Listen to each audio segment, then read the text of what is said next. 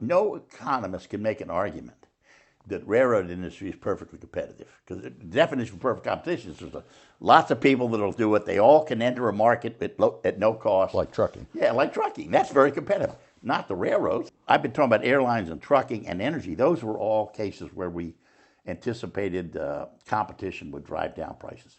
In the case of railroads, we didn't think that was the case. We thought railroads have had their rates suppressed for years because of the regulation of the ICC, and they regularly turned down general rate increases.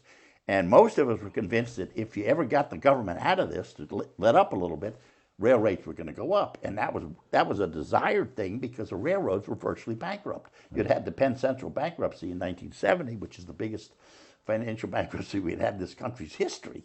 And after that, we had all these other railroads that were falling apart, the Rock Island, the Milwaukee Road. I mean, we had bankrupt railroads all over the place. So the motivation for railroad deregulation was, we got to save this industry. So we got to take some of the restrictions off. We got to give them the ability to raise prices. We got to give them the ability to exit markets where they can't make any money. And that was the general thesis of the Staggers Act.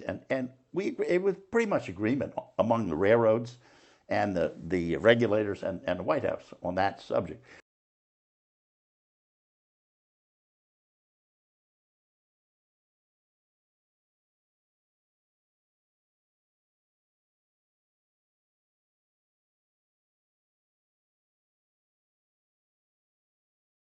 One of the major themes of the Staggers Act was, we're going to free up this abandonment process.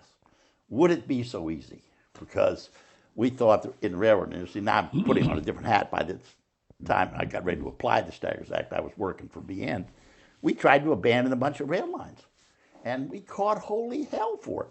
Not from the Staggers Act, not even from the Congress, but from the local communities, because they didn't want to give up rail service. And we said, wait, we're not going to be able to get through this.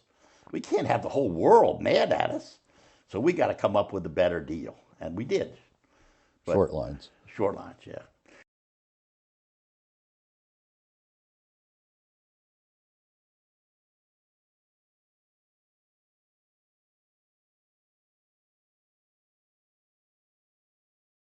We had a big problem in the northern tier of our railroad, and that was the state of Montana, because there used to be 3 railroads in Montana, right?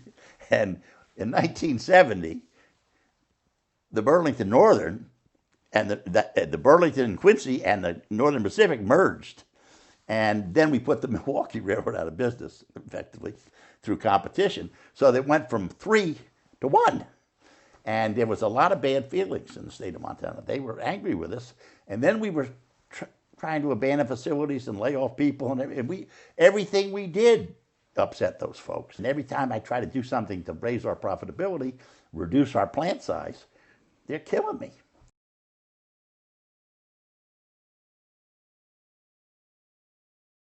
So we went to him and we constructed a deal. And the deal was, we'd give him traffic in the eastern part of the state, and he would haul it over to Sandpoint, Idaho, across the state, and he'd give it back to us.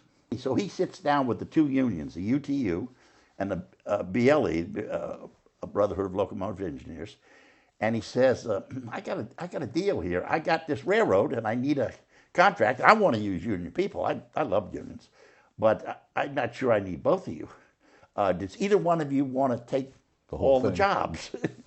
And then there's a cooker. We can only use 2 people on these trains because we're starting up. We need to have our costs.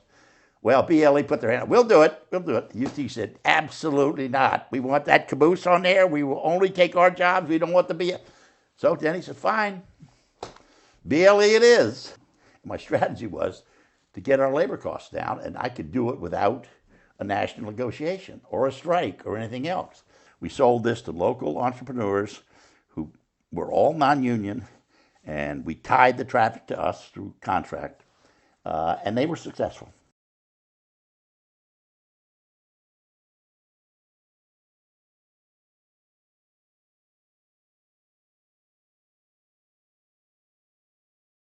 This one broke the dam because at that point we had a railroad operating in our account for us across the state of Montana with 2 people on it and no caboose. And on top of that, Danny Washington offered profit sharing to these guys. So if they met certain targets, they got bigger bonuses, and they didn't even want it. He forced them to take it because he believed in it. Now, if you go out there and talk to anybody on the Montana Rail Link, they love it. They love that contract.